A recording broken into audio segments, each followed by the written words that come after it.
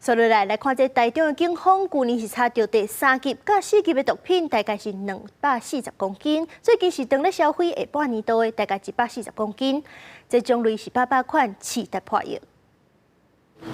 大型机械当伫运作，环境嘛伫边仔详细看。台中后日分化厂，这厝就是伫小本所，内底这厝烧的是台中警方查起的毒品。这次有凯他命，还有甲基卡西酮，就是俗称的喵喵。那还有一些卡西酮的咖啡包，还有新兴毒品的依托米酯，俗称丧尸烟弹的部分。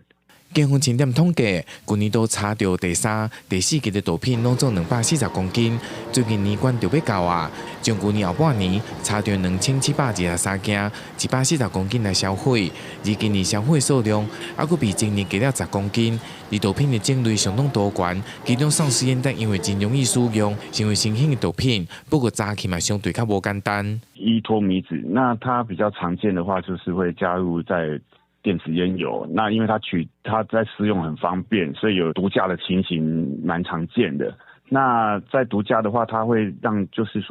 人家昏睡，然后像丧尸一样发抖。年关就要到啊，警方嘛加强掠毒的力度，不过毒贩脑筋嘛动了真紧，有的选伫郊区租下混交社，利用混交社的异味来抗过毒品的气味，佫以废弃的车辆当作仓库，有的是藏伫咧透天厝内底，家己买胶囊来填装。警方表示，毒品的样态以及销路管道是愈来愈多元，不过大部分是透过网络来做贩卖。除了加强查起，民众嘛应提高警觉，更加拒绝接触毒品。